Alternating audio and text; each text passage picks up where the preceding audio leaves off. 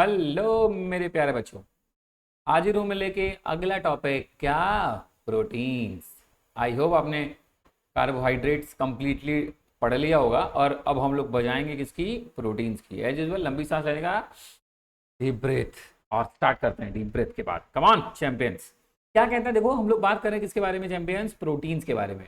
आपको पता है मारा मारी मची है प्रोटीन को लेके। खाना खा रहे हैं प्रोटीन, जिम का प्रोटीन, मतलब तो मतलब देखो क्यों मारामारी बची है, क्योंकि ग्रीक वर्ड प्रोटियस से ऑब्टेन होता है, जिसका मतलब ही होता है समथिंग वेरी इंपॉर्टेंट। तो बहुत ज्यादा इंपॉर्टेंट, उसे क्या बोलते हैं? प्रोटीन। मतलब वेरी इंपॉर्टेंट है for the sustaining of life, growth. आप कुछ भी देख लो ना यार, बाल से लेके स्किन से लेके नाखून से लेके हर जगह बिना प्रोटीन के कोई काम ही नहीं होने वाला। ठीक है, तो मतलब प्रोटीन इसेंशियल है, वेरी इसेंशियल है ना। इसलिए इसको बोलते हैं something which is very important. और उसको लैटिन ग्रीक में बोलते थे प्रोटीएस, इसलिए इसको क्या बोलते हैं? प्रोटीन। तो प्रोटीन्स क्या है? एक तरीके का पॉलीमर है। किसका? अल्फा एमाइनो एसिड्स का। चैंपियन ध्यान से सुनो। जैसे कार्बोहाइड्रेट्स में मोनोमर्स क्या थे? मोनोसेकेराइड्स। वैसे प्रोटीन्स एक पॉलीमर है, उसका मोनोमर क्या है? Alpha amino acids. इसका मतलब ये है कि हमें बात करनी है अमाइनो एसिड्स के बारे में पहले। और अमाइनो एसिड सिर्फ अल्फा ही नहीं होता, बीटा गामा सब होते हैं, लेकिन अल्फा अमाइनो एसिड जब आपस में कनेक्ट हो जाता है, फिर से फेविक्विक से नहीं होगा, थ्रू द पेप्टाइड बॉन्ड। ये ध्यान रखना। मोनोसेक्राइड जुड़ते हैं ग्लाइकोसिडिक से, और अमाइनो एसिड्स जो मोनोमर है किसका? प्रोटीन्स का, वो जुड़ता है थ्रू द पेप्टाइड बॉन्ड, और क्या बनाता है? पॉलीमर, जिसका नाम है प्रोटीन। तो अल्फा अमाइनो एसिड्स कनेक्ट होते हैं, ज्वाइंट होते हैं through the peptide bond and form करते हैं प्रोटीन्स। ठीक। तो आपको लगता होगा कि बस जैसे दो जुड़ जाए इस पर प्रोटीन बन जाएगा, क्या? नहीं। यही तो कॉन्सेप्ट है मेरे प्यारे बच्चों, है ना। अब मैं आपको प्रोटीन पे अभी आता हूँ, पहले अमाइनो एसिड जान लो। उसका नाम अमाइनो एसिड क्यों पड़ा है पता है? क्योंकि इसमें अमाइनो ग्रुप भी प्रेजेंट होता है और एसिड भी प्रेजेंट है। ध्यान से देखो, ये देखो एसिड, कार्बोक्सिलिक एसिड, और अमाइनो ग्रुप भी प्रेजेंट है, इसलिए हम इसको क्या बोलते हैं? Amino acid. और अल्फा क्यों बोलते हैं? क्योंकि फंक्शनल ग्रुप से जो डायरेक्ट अटैच कार्बन है, इसको बोलते हैं अल्फा कार्बन, है ना। अल्फा, अल्फा अमाइनो एसिड, क्योंकि उसकी अल्फा पे ही अमाइनो लगा है, और ये है क्या? एसिड। समझ गए? इसलिए इसको क्या बोलते हैं? Alpha amino acid. और जैसे हम लोगों ने पढ़ा था ग्लूकोज नेचुरली डी फॉर्म में मिलता है, फ्रक्टोज नेचुरली एल फॉर्म में मिलता है, वैसे ही अमाइनो एसिड जो होते हैं नेचुरली, वो एल अमाइनो एसिड्स होते हैं। क्या होते हैं? L amino acids. अब ये मत सोच लेना कि यहाँ पे एल का मतलब पीपीएल को लेफ्ट रोटेट करेगा एंटी क्लॉकवाइज। यहाँ कॉन्सेप्ट अलग है डीएनएल का, यहाँ पे कॉन्सेप्ट अलग है डीएनएल का। ठीक है, मैं तुम्हें समझा रहा हूँ, डोंट वरी। अच्छा, आप नोटिस करो, जितने भी अमाइनो एसिड्स हैं, आपने नोटिस करा कि सर हाँ एक चीज तो लग रहा है सर, कि चार अलग अलग वैलेंसी लग रहा है। देखो, एक तो सी डबल ओ एच है, एक क्या है? NH2 है, एक क्या है? H है, और एक क्या है? R। तो आप ऐसे कह सकते हो कि जितने भी अमाइनो एसिड्स होते हैं वो सब काइरल कार्बन लेके बैठे हैं, सिर्फ एक को छोड़ के। जो सिंपलेस्ट अमाइनो एसिड होता है वो है ग्लाइसिन। चैंपियन ध्यान से सुनना, क्वेश्चन ऑब्जेक्टिव के लिए बन सकता है। ग्लाइसिन, जिसमें ये R भी क्या होता है? H ही होता है। तो वो देखो कैसा हुआ, एसिमेट्रिकल कार्बन उसमें नहीं हुआ, कायरल कार्बन नहीं हुआ, क्योंकि दोनों एच हो गए। उसके अलावा जितने भी अमाइनो एसिड्स हैं वो सब कैसे हैं? एसिमेट्रिकल कार्बन कंटेनिंग है, मतलब उसमें कायरल कार्बन होता है। ठीक चैंपियंस? ठीक। तो बस अब देखो, ये होना ही होना है, ये होना ही होना है स्ट्रक्चर में। बस ये आर ग्रुप बदलता है और अलग अलग अमाइनो एसिड्स के नाम आपको मिल जाते हैं। तो ओवरऑल मैं आपके लिए बता, बायो अगर बायो वाले बच्चे होंगे तो उन्हें तो सब याद होना चाहिए, सारे अमाइनो एसिड किसमें आर क्या है। आपको अगर सारा याद नहीं भी है तो भी आपका काम चल जाएगा। ठीक है, और इस बार का एग्जाम तो एमसीक्यू बेस्ड है, तो आपका और आसानी से काम चल जाएगा। तो आपको ज्यादा नहीं, दो चार जो इंपॉर्टेंट टाइप के हैं बस उनके बारे में जान लेना। जैसे अगर ये आर एच है तो ग्लाइसिन, ये आर की जगह CH3 है तो एलेनिन, आइसोप्रोपाइल ग्रुप हो गया तो ना उसके आगे वाला कंपाउंड। तो आपको क्या है, कुछ कुछ थोड़ा दिमाग लगा के दिमाग में रखना है कि कौन कौन से हैं। वैसे अमाइनो एसिड से बहुत सारे क्वेश्चन बनते हैं, कौन सल्फर कंटेनिंग है, कौन है ना, किसमें आर ऐसा लगा हुआ जिसमें सल्फर प्रेजेंट हो। तो ये सब बातें हैं, मैं आगे बढ़ रहा हूँ और आपको एक एक करके समझा रहा हूँ। तो आपने क्लियर हुआ अमाइनो एसिड्स क्यों बोलते हैं, अल्फा अमाइनो एसिड्स क्यों बोलते हैं। आपको ये भी क्लियर हो गया कि सिर्फ आर ही बदलना है सर, आर बदलते जाओ, अलग अलग अमाइनो एसिड्स मिलते जाएंगे। जैसे एग्जांपल देख लो, टेंशन लेने की जरूरत नहीं है। अब अगर ये आर एच है तो आपका अमाइनो एसिड है ग्लाइसिन, मैंने बोला। CH3 है तो एलेनिन, आई प्रोपाइल ग्रुप आइसोप्रोपाइल ग्रुप है तो वैलिन, है ना। देखते जाओ, कुछ है नहीं, अब समझो बात। बस इसमें एक और CH2 बढ़ गया तो ल्यूसीन। ठीक है, ये CH3 जो यहाँ लगा था, अगर ब्रांच करके लग गया तो आइसोल्यूसिन। मतलब अगर तुम चाहो थोड़ी सी प्रैक्टिस, थोड़ा सा कॉन्सेंट्रेशन, तो अलग अलग आर के साथ उसका नाम क्या है आप प्रॉपरली जान जाओ। आइसोप्रोपाइल है तो वैलिन, आइसोब्यूटाइल है तो ल्यूसीन, है ना, सेकेंडरी ब्यूटाइल है तो आइसोल्यूसीन। तो आप थोड़ा दिमाग लगाओ तो काम हो सकता है। लेकिन आपको नहीं भी याद हुआ तो मैंने क्या बोला, ग्लाइसिन याद रखना, एलेनिन याद रखना, वैलिन याद रखना, ठीक है। और और किसको याद रखना है सर, तो ऐसे याद रखना, सल्फर कंटेनिंग कौन सा है, सिस्टीन याद रख लेना, फिनाइल ग्रुप किसमें लगा है, फिनाइल एलेनिन याद रख लेना। बस कुछ वाले ऐसा याद कर लेना दो चार, तो आपको काम हो जाएगा, ठीक है। वैसे मैं ऑब्जेक्टिव कराऊंगा तो आप देखना उसमें क्या आ रहा है क्या नहीं आ रहा, और क्लियर होगा। तो आपने क्लियर हो गया कि अल्फा एमाइनो एसिड्स, अच्छा ठीक है, अल्फा क्यों है, एमाइनो एसिड क्यों है, एमाइन भी लगा है, क्या है, आर बदलेगा तो अलग अलग हो जा रहे हैं। मैंने आपके सामने लिस्ट रखी है, आप चाहो तो अपने काफी राइट डाउन कर लो, पूरा ही याद कर लो, तो आपसे अच्छा दुनिया में कोई नहीं। लेकिन नहीं तो मैंने कुछ आपको स्पेशल बता दिया, आप इसके बारे में ध्यान रख लेना, काम हो जाएगा, ठीक है। चलो आगे बढ़ रहा हूँ चैंपियंस। अब नेमिंग जो है अमाइनो एसिड्स की, वो मैंने अभी बोला ना डी एल, तो ये डी एल किसके बेसिस पे है, जैसे कार्बोहाइड्रेट में क्या था, ग्लिसरॉल्डिहाइड में वो राइट हैंड साइड था तो बोलते थे डी, उसी से मिलता जुलता, और लेफ्ट है तो यहाँ क्या है, इसमें NH2 अगर आपके राइट साइड है तो हम उसको बोलते हैं डी, और NH2 अगर लेफ्ट साइड है तो उसको हम क्या बोलते हैं एल। भाई सी है, चार, देखो ये तुम्हारे सामने है, चार वैलेंसी है ये, तो अगर ये लेफ्ट साइड होता है तो उसको हम बोलते हैं डी, राइट साइड होता है तो उसको बोलते हैं एल। और वैसे एमाइनो एसिड जो नेचुरल वाले हैं वो किसके टाइप हैं, एल्स के टाइप है। आपने बोला सिंपल, हाँ अभी आपने बताया सर, याद है अपने को, ठीक है। अब हम एमाइनो एसिड्स को क्लासीफाई कर रहे हैं, चैंपियंस क्लासीफाई कर रहे हैं। सबसे पहले कह रहा है कैरेक्टर के बेसिस पे, एक है इसेंशियल अमाइनो एसिड्स और एक है नॉन इसेंशियल। इसेंशियल का मतलब ऐसे अमाइनो एसिड जिसको हमारी बॉडी नहीं बनाती, तो वो हमारे लिए क्या है, जरूरी, इसेंशियल। और नॉन इसेंशियल क्यों है, तो अपनी बॉडी बनाती है तो हमें बाहर से लेने की कोई जरूरत ही नहीं है, सिंपल। हमारे लिए जरूरी क्या है, जो हमारे पास नहीं है, हमारे पास जो होता है उसकी कदर कहाँ होती है यार, वही वाला कॉन्सेप्ट है ना, समझ गए होगे मैं कहाँ बोल रहा हूँ। हाँ शाबाश, ठीक। तो इसेंशियल मतलब which can not be synthesise in our body, तो वो इसेंशियल, और जो हो जाए सिंथेसाइज अपनी बॉडी में, नॉन इसेंशियल। ये पहला क्लासिफिकेशन था on the basis of character, simple है, ठीक है।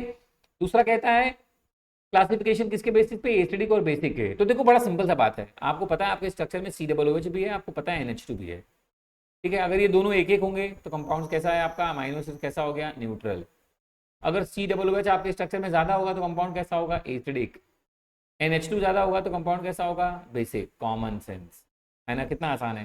तो कह रहा है नंबर ऑफ कार्बोक्सिलिक ग्रुप अगर X मान लिया और नंबर ऑफ एमाइनो ग्रुप को Y मान लिया, तो जहां X ज्यादा होगा Y से वो एसिडिक वाले होंगे, जहां Y ज्यादा होगा एसिडिक उससे X से तो वो बेसिक होंगे, बराबर होगा तो न्यूट्रल होंगे। बस वही कॉन्सेप्ट देखो लिखा है, मैंने समझा दिया एक ही बार में आपको। तो ये एग्जाम्पल याद रखना, एसिडिक कौन कौन से हैं, ग्लूटामिक और एस्पार्टिक, नाम से देखो एसिड लगा है नाम।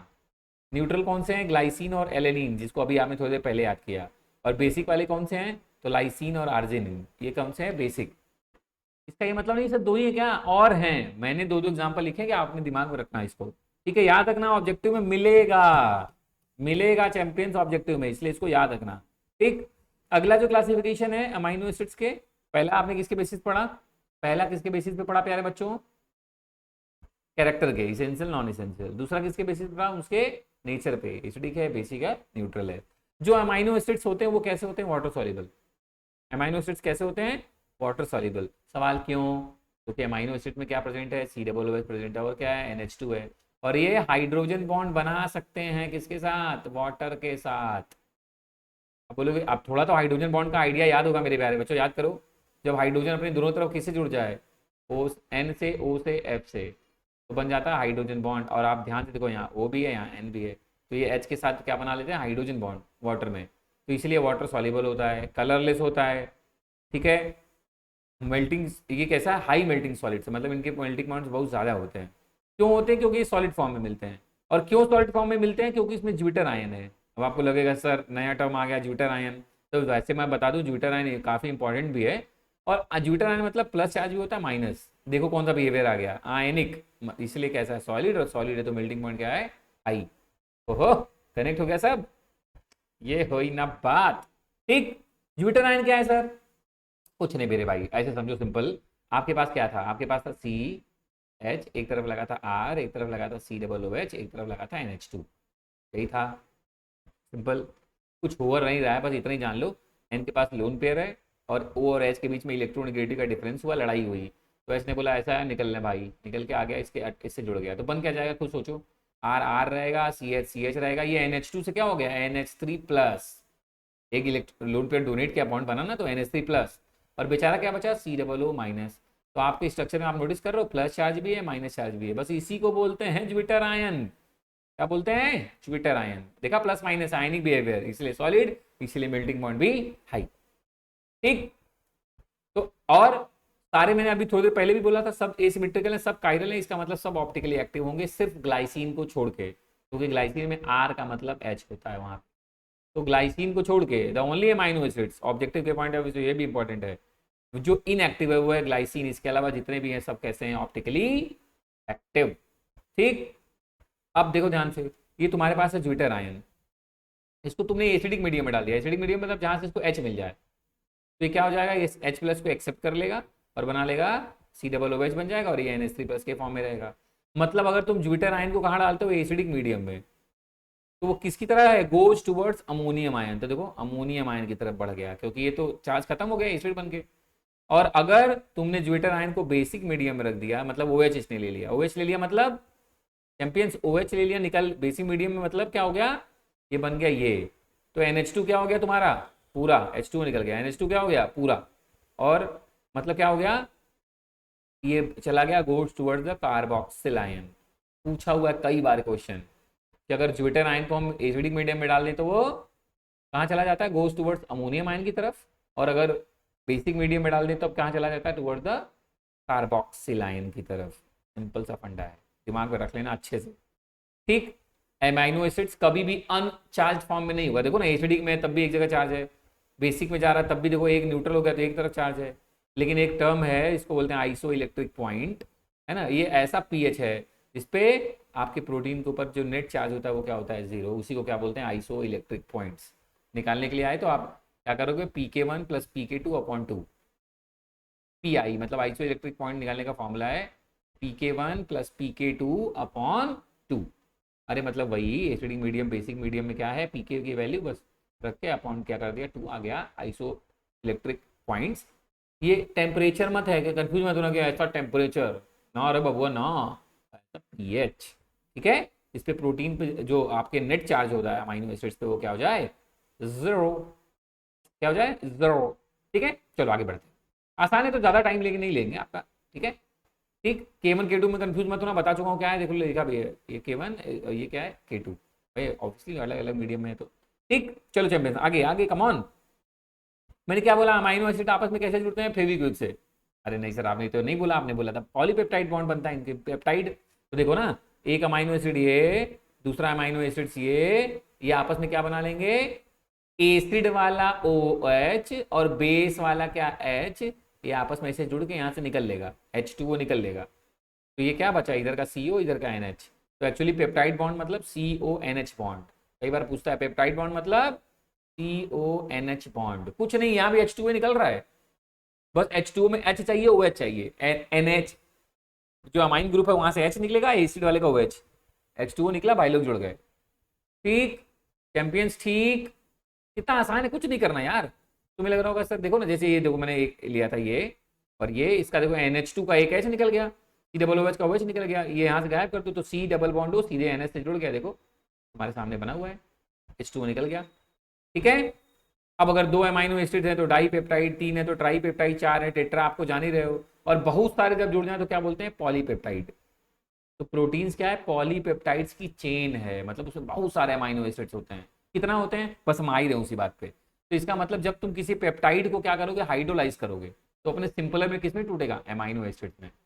ठीक, जैसे तुम n number of amino acids को क्या किए, n number of amino acids, मतलब पेप्टाइड मतलब क्या, ढेर सारे अमाइनो एसिड्स आपस में जुड़े हैं, उसको तुम हाइड्रोलाइज करोगे तो तुम्हें सिंपलर क्या मिलेगा, अमाइनो एसिड से मिलेगा, सिंपल। ठीक है प्यारे बच्चों, डन है, आसान है। ठीक है, देख लो मेरी वजह से अगर तुम्हें नहीं दिखाओ तो कुछ है नहीं, सिंपल एकदम आसान सी बात है। जैसे कोई एग्जांपल ले रहा हूँ, जैसे ग्लाइसिन, ग्लाइसिन में क्या था आप याद करो, CH COOH, इधर क्या रख देते हैं NH2 और इधर क्या रख देते हैं H। ग्लाइसिन में तो भाई R भी H ही था, और एलेनिन में क्या था, अब उसका हिस्सा ही वाला ले लेते हैं, NH2 इधर ले लेते हैं, तो ऐसे लिख देता हूँ HNH CH, यहाँ R भी क्लियर है CH3, और यहाँ क्या है COOH। अब देख लो मेरे प्यारे बच्चों, यहाँ से OH यहाँ से H निकल जाएगा, और ये आपस में जुड़ जाएंगे। देखो जुड़ने के बाद वही जो नीचे लिखा मैंने वही बन जाएगा। और नाम क्या होगा? आपको लग रहा होगा ग्लाइसिन एलेनिन मिल गए तो नाम कुछ भोकालिया बन जाएगा, नहीं, नाम ग्लाइसिन एलेनिन, जो दो जुड़े हैं उन्हीं के बेसिस उनका नाम है। नीचे देखो स्ट्रक्चर, ठीक है। अरे तुम खुद ही कोई दो लेके बना सकते हो यार, एसिड एसिड का OH, बेस का H, खत्म, और इतना क्या सोचना उसमें, ठीक। जुड़ना आ गया। तो अब देखो पॉलीपेप्टाइड चेन को हम क्या बोलते हैं? प्रोटीन्स कितने? जब 100 अमाइनो एसिड्स कम से कम जुड़े हों, या कम भी जुड़े हों तो उनका मोलर मास ओवरऑल कितना हो जाए? 10,000 AMU से ज्यादा हो जाए, तब उसको हम बोलते हैं प्रोटीन, ठीक। मतलब प्रोटीन्स का जो मिनिमम भी मॉलिक्यूलर वेट होता है वो क्या होता है? 10,000 से ज्यादा होता है। लेकिन एक एक्सेप्शन है मेरे भाई, इंसुलिन। आपने सुना होगा नाम। इंसुलिन में सिर्फ 51 अमाइनो एसिड्स ही आपस में जुड़ते हैं, जिनका वेट भी 10,000 से कम है, लेकिन तब भी ये क्या है? ये एक तरीके का क्या है? प्रोटीन है। इंसुलिन क्या है? प्रोटीन है। आप देखे होंगे डायबिटिक पेशेंट्स को इंसुलिन के इंजेक्शन लेने पड़ते हैं, है ना, तो ये वही वाला इंसुलिन है, ध्यान रखिएगा। 51 अमाइनो एसिड्स रेसिड्यू आपस में क्या होते हैं? जुड़ते हैं, ठीक है। अच्छा आगे बढ़ते हैं। अब हम बात करेंगे प्रोटीन्स के शेप के बारे में। प्रोटीन्स के मतलब कंफर्म कर रहे हैं, प्रोटीन जैसे हो गया, तो प्रोटीन को क्लासिफाई करें तो दो तरीके का होता है बच्चा, fibrous, hair like structure, hair like structure देखो, और ग्लोबुलर मतलब ग्लोब मतलब सर्कुलर। तो प्रोटीन्स को अगर मैं क्लासिफाई करूं on the basis of shape, तो टू टाइप्स में क्लासिफाई है चैंपियंस, फाइब्रस, ग्लोबुलर। अब तुमको अपने आप समझ में आ जाएगा। फाइब्रस मतलब लॉन्ग होंगे, थिन होंगे। ग्लोबुलर में क्या होगा? फोल्ड करके सर्कल बनाएंगे, मतलब स्फेरिकल हो जाएंगे। फाइब्रस का एग्जांपल जैसे केराटिन जो प्रोटीन है तुम्हारे बाल में मिलता है, जैसे कोलेजन प्रोटीन है जिससे स्किन और बोन्स बनी है, ये सब किसके टाइप्स हैं? फाइब्रस के। एग्जांपल याद रखना, एग्जांपल अच्छे से याद रखना। हेयर में केराटिन जानते होगे, स्किन एंड बोन्स में क्या है? कोलेजन प्रोटीन, ये किसके एग्जांपल है? फाइब्रस के। और जो हीमोग्लोबिन है और जो अभी हमने पढ़ा इंसुलिन और जो एंजाइम्स होते हैं वो किसके एग्जांपल हैं? ग्लोबुलर प्रोटीन्स के। जो फाइब्रस वाले होते हैं वो इनसॉल्युबल होते हैं, अगर सॉल्युबल होते सोचो तुम नहाते तब बाल सॉल्युबल होकर नीचे गिर जाता है, इनसॉल्युबल। और जो ग्लोबुलर वाले होते हैं वो कैसे होते हैं? सॉल्युबल। कैसे होते हैं प्यारे बच्चों? सॉल्युबल, ठीक है। रोल क्या है? तो ऑब्वियसली जो फाइब्रस वाले ऐसे दिमाग लगा लो, उनका रोल क्या है? स्ट्रक्चरल। आप जानते हो केराटिन नाखून में है, हेयर में है, कोलेजन स्किन में है, बोन में है, कार्टिलेज में है। और जो ग्लोबुलर वाले उनका रोल क्या है? Metabolic activities, enzymes. आप जानते ही हो बायोकेमिकल कैटलिस्ट होते हैं, तो जो भी मेटाबॉलिक एक्टिविटीज है जैसे प्लाज्मा में, एंटीबॉडी, ये सब में किसका काम है? ग्लोबुलर का, ठीक है। ठीक है, ये हो गया शेप ऑफ प्रोटीन। अब हमें बात करनी किसके बारे में? प्रोटीन्स के स्ट्रक्चर के बारे में, ठीक है। जैसे फाइब्रस तो मैंने बता ही दिया तुम्हें, थ्रेड लाइक ऐसे ऐसे। ग्लोबुलर क्या है? वही थ्रेड आपस में क्या हो गई? ये कनेक्ट हो जाएगी 3D ऐसे, तो सिंपल है, इसमें कोई दिक्कत नहीं है। अब हम अगर मैं आपसे कहूँ प्यारे बच्चों की प्रोटीन के स्ट्रक्चर के बारे में, तो प्रोटीन का स्ट्रक्चर 4 अलग अलग लेवल पे पढ़ना है आपको। Primary structure, secondary structure, tertiary structure और क्वाटिनरी। और ये किसके बेसिस पे है? फोल्डिंग्स के बेसिस पे। एक पॉलीपेप्टाइड चेन है ना, आप मुझे देखो तो मैं एक बार में तुम्हें समझाऊं। एक पॉलीपेप्टाइड चेन सीधी अगर ऐसे रखी है, सीधी अमाइनो एसिड सीक्वेंस सीक्वेंस में जुड़े हैं, तो वो प्राइमरी स्ट्रक्चर। वही पॉलीपेप्टाइड चेन क्या हो जाए? मुड़े। मुड़े कैसे? हेलिक्स के फॉर्म में मुड़ जाए, या उसी प्राइमरी स्ट्रक्चर को हम जितना सीधा कर सकते हो सीखो, और फोल्ड हो जाए बस। मतलब प्राइमरी स्ट्रक्चर फोल्ड हुआ तो सेकेंडरी, सेकेंडरी वाला स्ट्रक्चर फोल्ड हो गया तो टर्शरी, और क्वार्टरनरी क्या है? उसमें सब प्राइमरी और सेकेंडरी आपस में ढेर सारी फोल्डिंग कर लें तो क्वार्टरनरी, मतलब सबसे ज्यादा कॉम्प्लिकेटेड स्ट्रक्चर। तो प्राइमरी स्ट्रक्चर में सिर्फ कौन सा बॉन्ड होगा? पेप्टाइड। भाई सिर्फ अमाइनो एसिड तो जुड़े हैं, ध्यान से देखो। सेकेंडरी में क्या होगा? पेप्टाइड चेन जुड़ रही है आपस में, तो इसमें पेप्टाइड बॉन्ड तो था ही, साथ में कौन सा बॉन्ड हो जाता है? Hydrogen bond. अब सेकेंडरी वाले आपस में जुड़ेंगे तो टर्शरी बनेगा, तो इसमें क्या होगा? पेप्टाइड तो था ही, हाइड्रोजन तो था ही, साथ में कौन सा?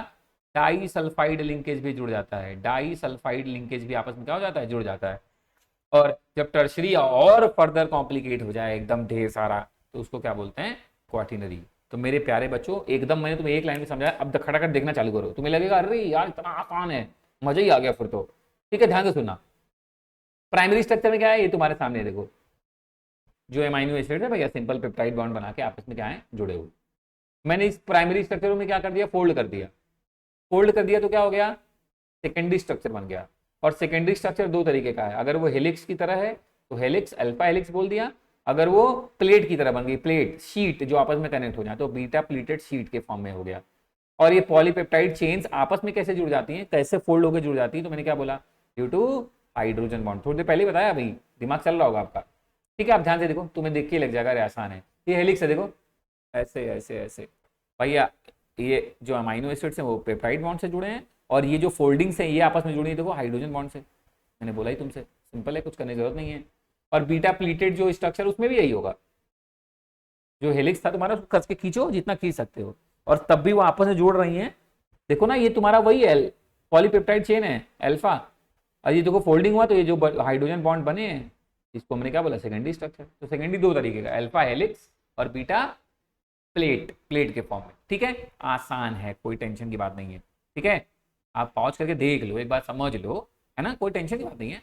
टर्सरी स्ट्रक्चर में क्या हुआ, मैंने क्या बोला, फिर से फोल्डिंग हो गया, ओवरऑल फोल्डिंग हो गया पॉलीपेप्टाइड चेन्स की, एकदम फोल्ड हो रहा है। तो ये किसकी वजह से हो रहा है, फोल्डिंग हो जाता है सेकेंडरी स्ट्रक्चर का, और डाई सल्फाइड लिंकेज इसमें ऐड हो जाता है। और मैंने अभी तो आपको बता भी दिया, आपने, आप समझ रहे होंगे कि हाँ सर बहुत आसान हो गया। और क्वार्टिनरी में क्या है, दही बड़ा हो गया मेरे भाई। जैसे तुम्हारा ब्लड का ये क्वार्टिनरी स्ट्रक्चर है, सब आपस में जुड़े हैं, देख लो अल्फा बीटा सब ये आपस में क्या है, जुड़े बैठे हैं, तो इसको क्या बोलते हैं, क्वार्टिनरी स्ट्रक्चर।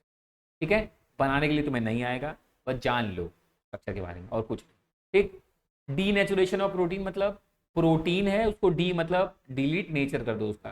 कैसे प्रोटीन का नेचर डिलीट होगा, प्रोटीन मतलब स्ट्रक्चर में प्राइमरी सेकेंडरी टर्सरी क्वार्टरनरी सब बॉन्ड बने होंगे ना, पॉलीपेप्टाइड हाइड्रोजन डाइसल्फाइड सब बॉन्ड बने हैं, है ना।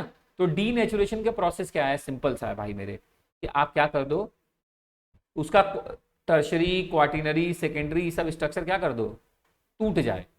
मतलब जो भी हाइड्रोजन बॉन्ड है वो टूट जाए, जो डाइसल्फाइड लिंकेज है वो सब टूट जाए, सिर्फ क्या बचे, पेप्टाइड बॉन्ड के साथ अगर बच रहा है तो उसको हम क्या बोलते हैं, डीनेचुरेशन ऑफ प्रोटीन। कैसे करेंगे, एक्सट्रीम कंडीशन देके स्ट्रॉन्ग एसिड से ट्रीट कराएंगे, बेस से करा देंगे, है ना, कॉन्सेंट्रेटेड सॉल्ट से ट्रीट कराएंगे, ऑर्गेनिक सॉल्वेंट से करा देंगे, जैसे alcohol and chloroform, high temperature high radiation, ये सब दो, टूटेगा प्रोटीन। तो टूटेगा मतलब क्या, उसके स्ट्रक्चर में जो बॉन्ड है वही तो टूटेगा। तो सिर्फ पेप्टाइड बॉन्ड बच के मतलब अल्फा स्ट्रक्चर ही बच पाएगा, बाकी सब सेकेंडरी टर्शरी सब बॉन्ड सारे टूट जाएं। तो उसी प्रोसेस को क्या बोलते हैं, डीनेचुरेशन ऑफ प्रोटीन। सिंपल है प्रोटीन, आप चाहो तो 10 मिनट में बैठ के पूरा प्रोटीन अच्छे से रिवाइज कर सकते हो, एग्जाम्पल्स पे ध्यान रखने की जरूरत है बस। ये हो गया भैया प्रोटीन की कहानी। ठीक, अगर मैं तेज तुम्हें लग रहा है चल रहा है तो आप स्लो करके वीडियो देख लेना। ठीक है, अब अगला जो बायोमोलिक्यूल है वो है न्यूक्लिक एसिड, जिसके बारे में हम लोग बात करेंगे, चैंपियंस बात करेंगे नेक्स्ट वीडियो में। From my side as usual, जय श्री राधे, अपना ख्याल रखिए, खुदा हाफिज। चैंपियंस मिलते हैं न्यूक्लिक एसिड की वीडियो में, कम ऑन।